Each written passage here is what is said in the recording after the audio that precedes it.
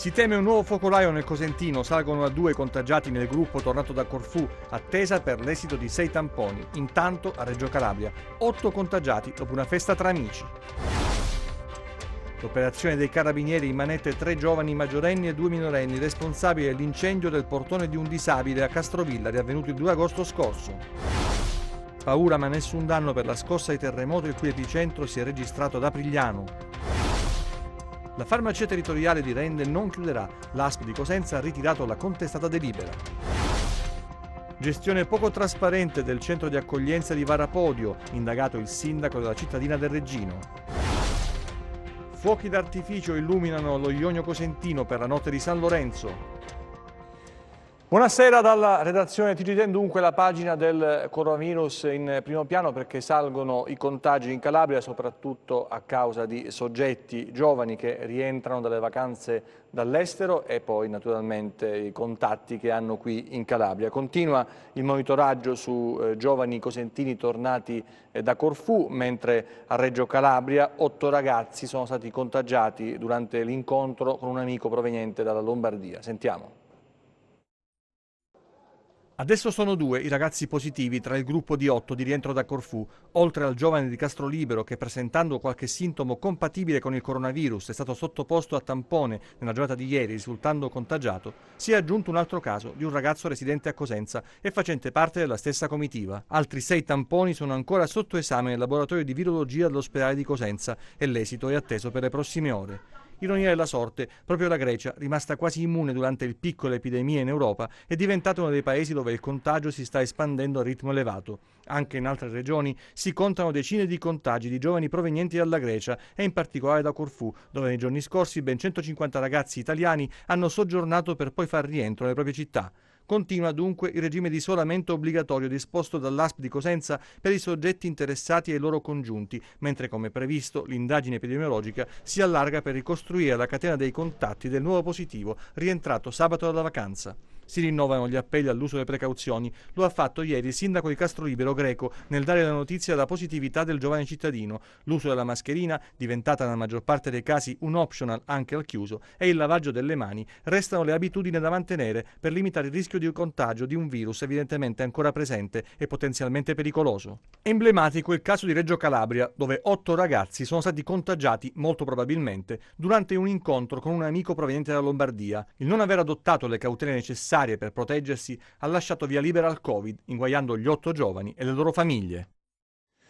412 i casi in Italia, quindi aumento, così come aumentano il numero di tamponi effettuati nelle giornate infrasettimanali e non in quelle festive. Spicca la Sicilia con più 89, la Calabria è a più 11, quindi un record che non si registrava da settimane nella nostra regione. Vediamo il quadro nel bollettino, influisce molto il focolaio reggino, ma attenzione anche a quanto sta avvenendo a Cosenza e nelle altre province. In Calabria ad oggi sono stati effettuati 127.102 tamponi. Le persone risultate positive al coronavirus sono 1.300, più 11 rispetto a ieri. Quelle negative sono 125.802. Territorialmente i casi positivi sono così distribuiti: a Catanzaro 4 in reparto, 184 guariti, 33 deceduti; a Cosenza 1 in reparto, 23 in isolamento domiciliare, 437 guariti, 34 deceduti; a Reggio Calabria 2 in reparto, 22 in isolamento domiciliare, 268 guariti, 19 deceduti; a Crotone 2 in isolamento domiciliare, 114 guariti e 6 deceduti; a Vibo Valentia 3 in isolamento domiciliare, 82 guariti, 5 deceduti. Da altra regione stato estero 61. Il totale dei casi di Catanzaro comprende soggetti provenienti da altre strutture e province che nel tempo sono stati dimessi. Gli 8 casi rilevati a Reggio Calabria sono contatti del caso isolato di ieri e riconducibili ad un unico focolaio derivato da una festa di giovani. I 2 casi di Crotone sono del focolaio del Cara. Il caso di Cosenza è riconducibile ai giovani rientrati da Corfù. Dall'ultima rilevazione, le persone che si sono registrate sul portale della Regione Calabria per comunicare la loro presenza sul territorio regionale sono in totale 12.760. Nel conteggio non sono compresi i numeri del contagio pervenuti dopo la comunicazione dei dati alla Protezione Civile Nazionale. Fondamentale per evitare o limitare la diffusione del contagio è quella di separare i positivi dai negativi, una questione che va affrontata, è stata affrontata anche per quanto riguarda i migranti, è arrivata la conferma che l'impresa Grandi Navi Veloci si è aggiudicata il servizio di noleggio di unità navali per l'assistenza alloggiativa, logistica e la sorveglianza sanitaria dei migranti soccorsi in mare o giunti sul territorio nazionale in modo autonomo entro 24 ore da ieri dovrà condurre la motonave GNV Aurelia nel porto di Gioia Tauro, lo ha reso noto la Presidente Santelli, governatrice che aveva chiesto una nave per la quarantena dei soggetti positivi al Covid-19. Altra questione riguarda invece la Movida, anche qui campo minato e delicato, bisogna come dire, far convivere le esigenze del divertimento però con il rispetto delle regole anti-Covid. Ieri il caso del Lido chiuso dal sindaco di Diamante Magorno, necessitano regole chiare per tutto il territorio nazionale, dice uno dei gestori del Lido chiuso, per aver violato appunto le norme anti-Covid. Vediamo. Eccolo il sottosoprabbicio, il Lido di Diamante, per il quale il sindaco ha disposto la chiusura per il mancato rispetto delle norme anti-Covid. Gli ombrelloni bianchi sul bagnasciuga si specchiano nel blu del Mar Tirreno. Uno dei gestori della struttura ai nostri microfoni spiega cosa è accaduto. Abbiamo cercato di bloccare la porta e ci siamo riusciti. Il problema però è avvenuto perché, essendo un locale sulla spiaggia, molta gente, anzi tantissima gente, come è sempre accaduto negli altri anni dagli altri lidi, è riuscita ad entrare. In sostanza si è dato il permesso di aprire, dice, senza fornire ai gestori gli adeguati strumenti per far rispettare le norme anti-Covid. Io do merito al sindaco di essere riuscito a mantenere tutte le cose in ordine, però rimane il fatto che non può competere a noi il controllo di qualcosa che è al di sopra di noi. Io non voglio discolparmi né la società vuole discolparsi di quello che è potuto accadere, ma non sono cose che noi possiamo gestire, non sono cose che noi riusciamo a gestire da soli, per cui abbiamo fatto il possibile, abbiamo messo i buttafuori. C'erano persone alla porta che fermavano, abbiamo fatto mettere le mascherine per quello che può servire, tenendo conto che ognuno entrava con la mascherina e poi se la toglieva. Guardando le immagini del Lido si pensa al divertimento, all'estate spensierata, poche volte ci si sofferma sul fatto che nell'industria delle vacanze lavorano tante persone e ci sono investimenti importanti. Noi abbiamo decine e decine di famiglie che, tra virgolette, vivono con il nostro lavoro. Anche perché con quale cuore si possa chiudere un locale a Ferragosto dopo che abbiamo passato un luglio da pena, i primi giorni di agosto con le piogge. Aprire un locale come il sottosopra costa mediamente 30.000 euro nella stagione, solo per metterlo a posto. Aprire la discoteca ne costa 40.000, solo per una stagione. Quindi non so se io avrei probabilmente voluto che ci dicessero a tutti, ma a tutti, da Trapani fino a Pordenone, quest'anno non si apre.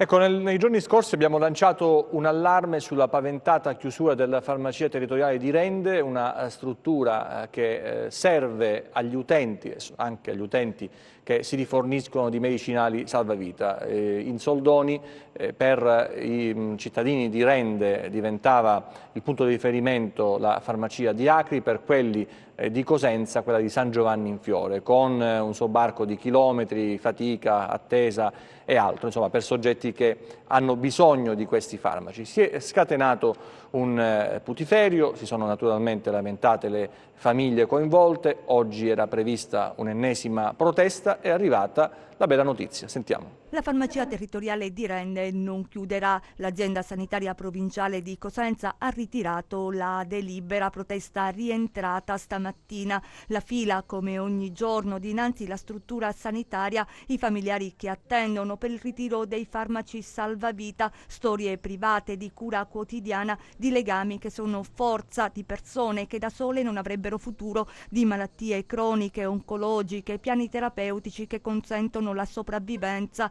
La farmacia territoriale è più di un semplice presidio sanitario, è un punto di riferimento per madri, padri, fratelli che si sacrificano nel silenzio ogni giorno per migliorare le condizioni di salute dei loro cari. Ecco perché la decisione dell'azienda sanitaria di Cosenza di spostare la struttura ad Acri e San Giovanni in Fiore ha fatto tanto rumore. Vertenza risolta, gente che si è sempre prodigata nel silenzio e che proprio non ci stava a vedere soppressa ogni attenzione verso nuclei familiari già colpiti da gravi patologie. Come si possono pretendere altri sacrifici, chilometri e chilometri per ritirare delle medicine? Una vera e propria ingiustizia. Lo dicevano nei giorni scorsi, lo hanno detto a gran voce. Tutelare la salute dei cittadini è quello che si è continuato a chiedere. Oggi la notizia che ha riportato serenità. Gestione dei migranti poco trasparente, a Varapodio nel Regino l'operazione dei carabinieri si chiama Cara Accoglienza, indagato il sindaco della città. Sentiamo. Gestione costosa, discrezionale e poco trasparente del centro di accoglienza per immigrati di Varapodio, nel Regino. Questo quanto ipotizza la Procura di Palmi, che ha indagato 6 persone, tra cui il sindaco Orlando Fazzolari, coinvolti poi il gestore di una cooperativa, 2 titolari di imprese di abbigliamento e 2 funzionari della prefettura di Reggio Calabria. Le accuse mosse dal procuratore Ottavio Sferlazza vanno dal falso ideologico commesso da pubblico ufficiale all'abuso d'ufficio, dalla frode nelle pubbliche forniture alla corruzione per atti contrari ai doveri d'ufficio, ma anche truffa ai danni dello Stato e peculato. Il centro di accoglienza per cittadini stranieri richiedenti protezione internazionale, chiuso nel 2018, era sotto la lente dei carabinieri di Taurianova dal 2017. Ai militari non è sfuggito quanto accadeva per l'affidamento dei servizi alle imprese e per l'assunzione dei collaboratori. Il sindaco non solo è accusato di aver stipulato convenzioni mediante affidamenti diretti con imprese da lui scelte senza avere l'autorizzazione del Consiglio Comunale, ma avrebbe anche agito in palese conflitto di interesse, in quanto era stato anche consulente fiscale o collaboratore di alcune delle società interessate. Inoltre, secondo gli inquirenti, il primo cittadino chiedeva di assumere persone a lui legate, come 2 consiglieri di maggioranza e la moglie di uno dei 2,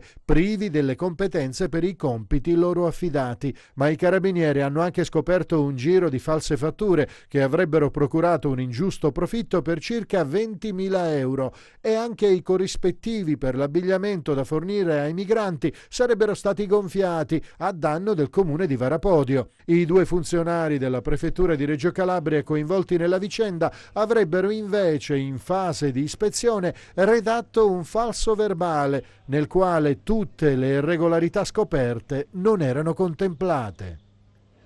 Sono accusati di aver incendiato la porta di casa di un disabile a Castrovillari, 5 ragazzi in manette, 2 dei quali minorenni. Sentiamo. Fermati gli autori dell'incendio di una casa a Castrovillari, fatto verificatosi il 2 agosto scorso. 5 ragazzi coinvolti, 3 di loro maggiorenni, sono stati associati alla casa circondariale della città del Pollino su richiesta della Procura della Repubblica. 2 invece minorenni su disposizione del GIP presso il Tribunale dei minorenni di Catanzaro finiranno in una comunità. Tutti sono ritenuti responsabili in concorso tra di loro del reato di incendio e violazione di domicilio aggravata.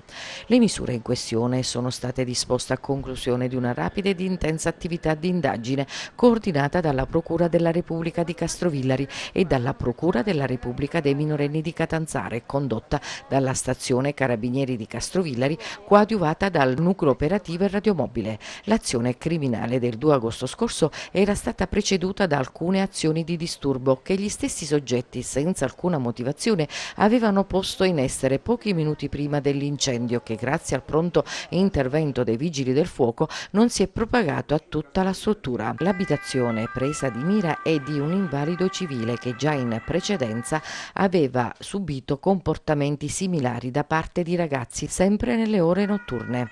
Le altre volte l'uomo non era riuscito ad identificarli. Oggi per 3 dei 5 autori del vile gesto si sono aperte le porte del carcere di Castrovillari, mentre per gli altri 2 le porte di una comunità.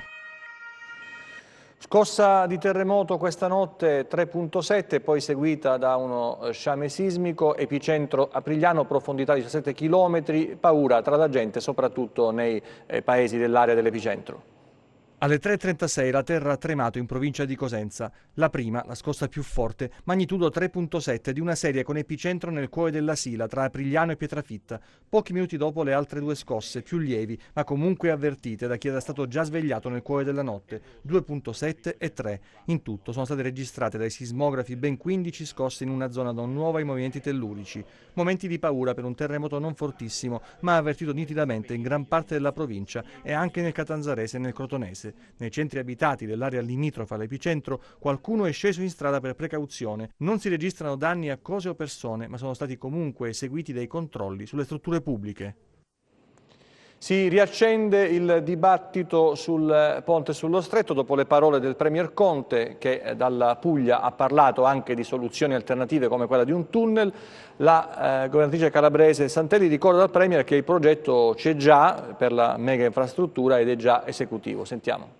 Il ponte sullo Stretto ha un progetto esecutivo e una gara effettuata, si realizzi l'opera, lo afferma Iole Santelli, presidente della Regione Calabria, rispondendo alle esternazioni del presidente del Consiglio Giuseppe Conte nei giorni scorsi in Puglia.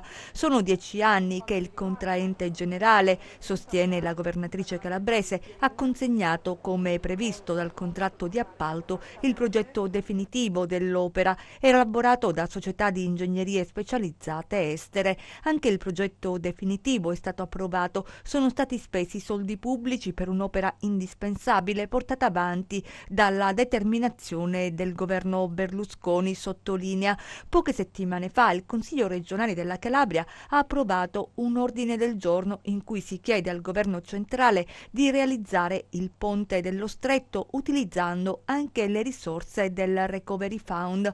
Se il Premier Conte vuole essere serio, si confronti con questi atti ed esca da questa boutade del tunnel. Siamo in presenza di un passatempo estivo, conclude la Santelli, che in metafora calcistica lancia il pallone nelle tribune senza risolvere nulla, anzi una sola questione: tenere a bada con un tunnel impossibile una maggioranza con idee contrastanti e che non riesce a trovare una linea comune su una delle opere che modificherebbe il ruolo dell'Italia nell'Europa. La Calabria è fuori dal tunnel.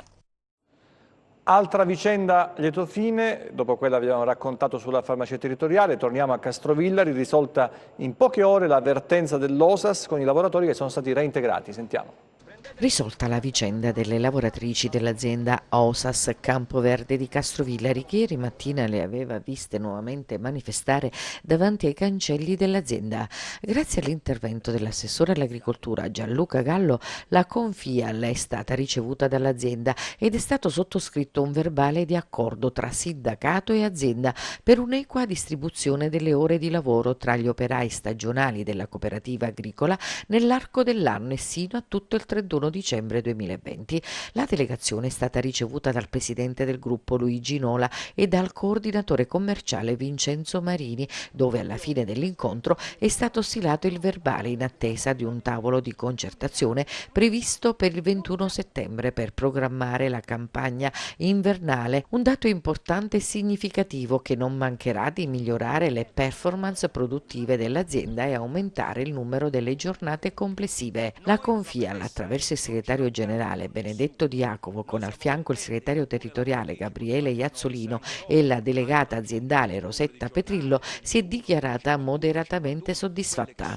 L'Osas Campoverde, ha sottolineato Di Jacopo, nonostante la crisi del settore aggravata dalla pandemia, resta una delle eccellenze produttive della Calabria, con una proprietà e un management avveduto e relazionale. La Calabria ha un bivio, ha necessità di visione per lo sviluppo, è quanto afferma il deputato del PD Viscomi ai nostri microfoni. Sentiamolo.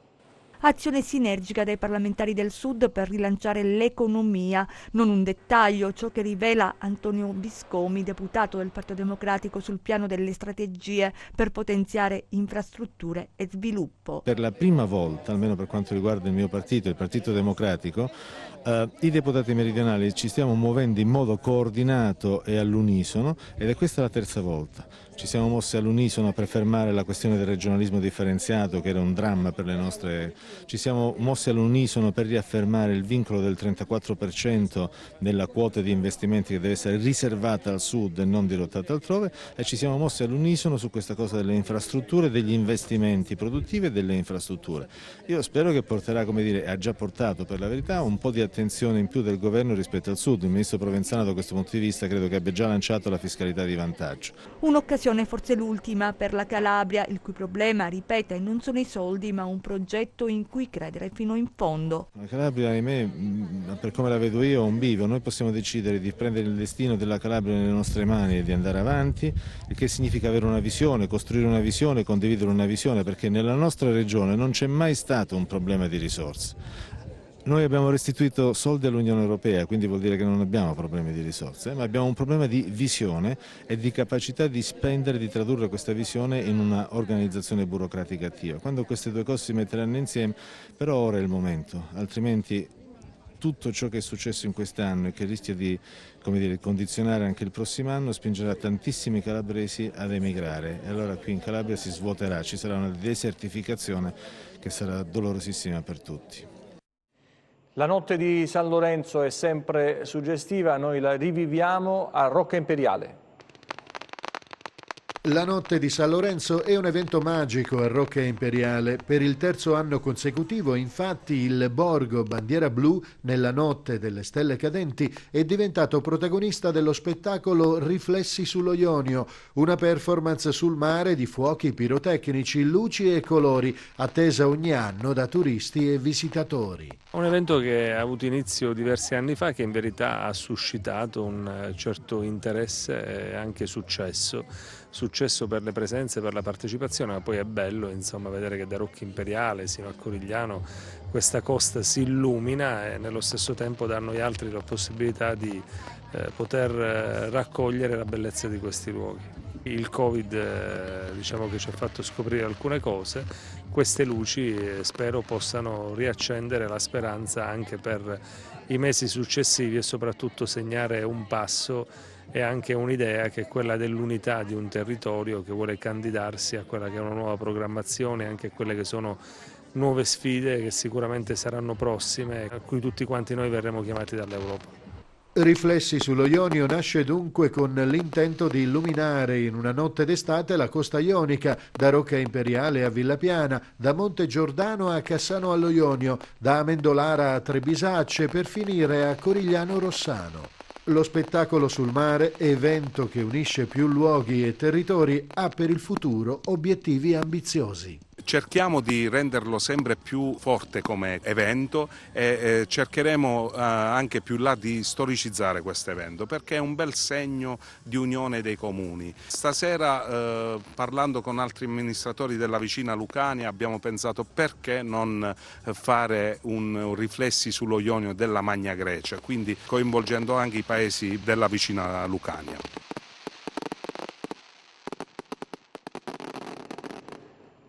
Viaggiamo spediti verso il Ferragosto, vediamo la situazione del meteo perché siamo vicini alla svolta da questo punto di vista.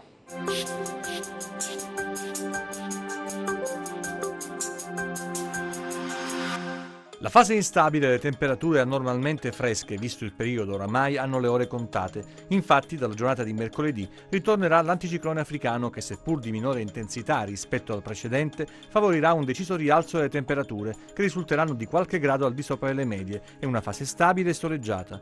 L'anticiclone africano ci accompagnerà anche nel weekend di Ferragosto, favorendo la classica gita fuori porta. Tuttavia, per ulteriori dettagli in merito, si rimanda alle prossime puntate. Mercoledì, cielo generalmente sereno o poco nuvoloso, nel corso della giornata aumento della nuvolosità a ridosso dei rilievi senza fenomeni degni di nota, temperature in ulteriore leggero aumento. Analizziamo lo stato di mari e venti. Mercoledì, mari generalmente calmi o poco mossi con venti che spireranno dai quadranti occidentali sul Mar Tirreno e regime di brezza sul Mar Ionio. Per essere sempre aggiornati sull'evoluzione delle condizioni meteo, consultate il sito www.meteoincalabria.com o la pagina Facebook Meteo in Calabria. TG che finisce qui, ci vediamo nelle prossime edizioni, grazie per la vostra attenzione, arrivederci e ancora buona serata.